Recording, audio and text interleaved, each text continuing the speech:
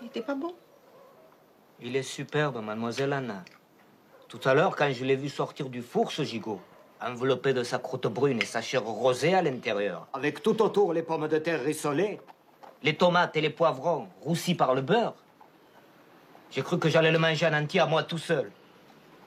Et puis, ça passe pas. Bien. Bien. Allons respirer un peu d'air.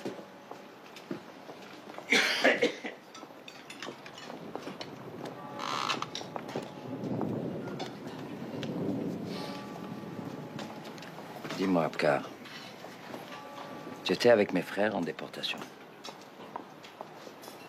Oui, monsieur Agop. J'étais avec eux. C'est vous qui aviez raison. Ce dimanche, à la sortie de l'église, quand le crieur public convoqua tous les Arméniens mâles à la gendarmerie pour le lendemain matin, vous avez dit, il faut fuir tout de suite, sans pleurer sur ce qu'on laisse derrière soi. Vos frères, Aram, Miran et Onik, sont restés pour sauver les biens des Acariens et fils. Ils ont perdu les biens et la vie. Heureusement, il vous reste un morceau de la famille. Le café est prêt. Allez, il est temps d'aller te coucher, toi. Ça fait du bien de vous retrouver. De père en fils, nous avons toujours travaillé chez les Acariens. Mais jamais vous nous avez fait sentir que vous étiez les patrons. Ne dis pas de bêtises. Dites, Abkar, vous connaissiez le fils de Monsieur Papazian, le docteur Vasquen Papazian, de Paris. Oh là là, si je le connaissais. Il a été formidable. Il était avec nous le lundi matin de la convocation. Nous étions 4 ou 5 000 devant la gendarmerie. Notre vieil évêque Sérapé en tête. On nous a dit qu'il s'agissait d'un petit mouvement de population pour des raisons de sécurité militaire. Ils ont promis des charrettes à la sortie de la ville pour 200 livres par tête. Ceux qui avaient ont payé pour ceux qui n'avaient pas. Au bout de 2 heures, quand on a réclamé les charrettes, les gendarmes se sont mis à rire. Des jours et des jours, nous avons marché sous le soleil brûlant et dans la poussière sans manger ni boire.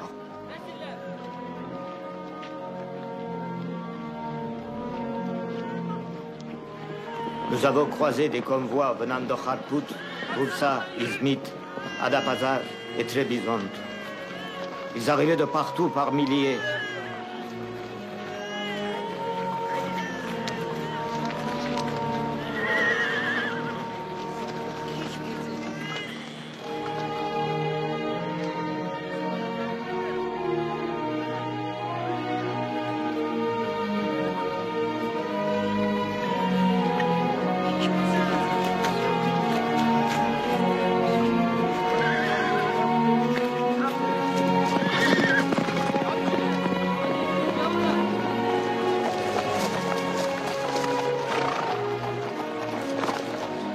À Aftevan, nous sommes passés devant des centaines et des centaines de cadavres sans tête. Le commandant des troupes turques avait fixé à 600 livres chaque tête d'Arménien. Et le plus insupportable,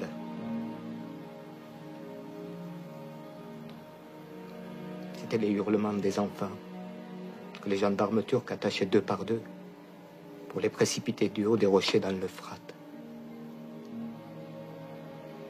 Et les hurlements des mères qui perdaient la raison. Il y en a même une folle de douleur qui s'est mise à danser, danser, danser.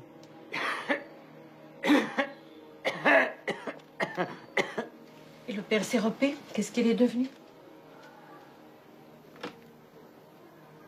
Pour le ridiculiser, les gendarmes turcs l'avaient déshabillé. Il était beau, le vieil homme, avec sa grande barbe blanche, marchant tout nu.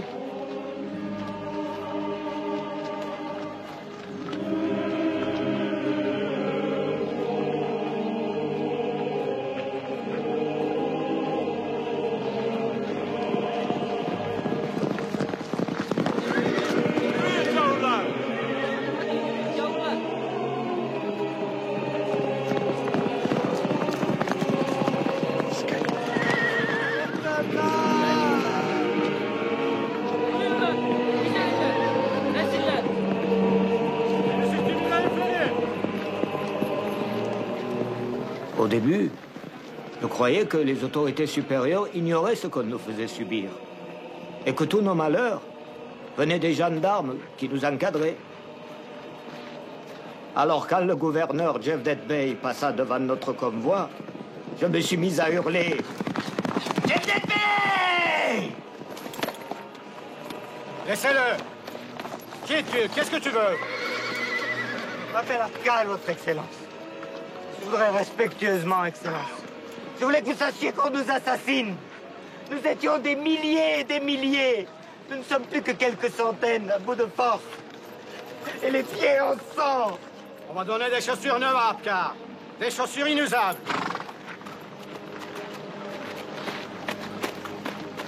Et pour les autres, Excellence. Tu leur montreras les tiennes. Et si le modèle leur plaît, on leur offrira les mêmes. Merci, Excellence.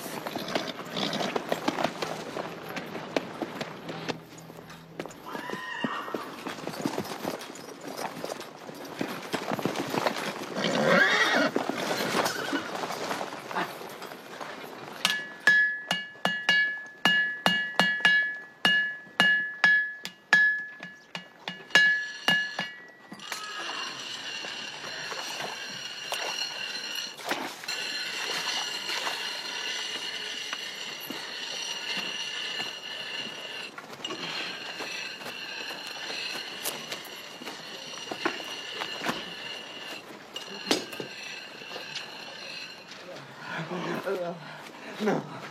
Non. Ah!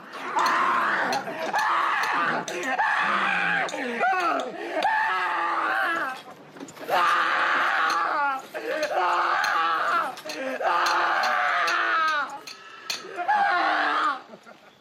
Ah!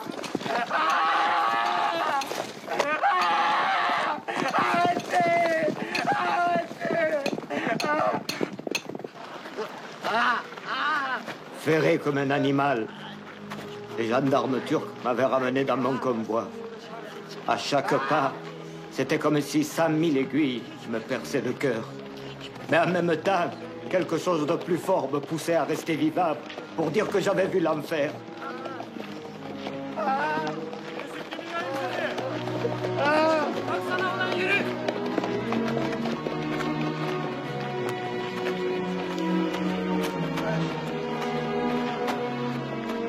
D'un convoi de plusieurs milliers de déportés, nous n'étions plus qu'une centaine qu'ils avaient gardés vivants pour prouver au consulat étranger que c'était un simple déplacement de population. La dernière ville que nous avons traversée était Alep. Après Alep, c'était le désert et la mort par la soif. Je vois une immense nappe d'eau. C'est une tromperie de l'imagination. Ça s'appelle un mirage. À force de rêver d'eau, on finit par la voir, cette eau. Mais ce n'est qu'une apparence. J'ai autant faim que soif. C'est pas pour ça que je vois des moutons rôtis. Même en apparence, je vous dis que c'est de l'eau.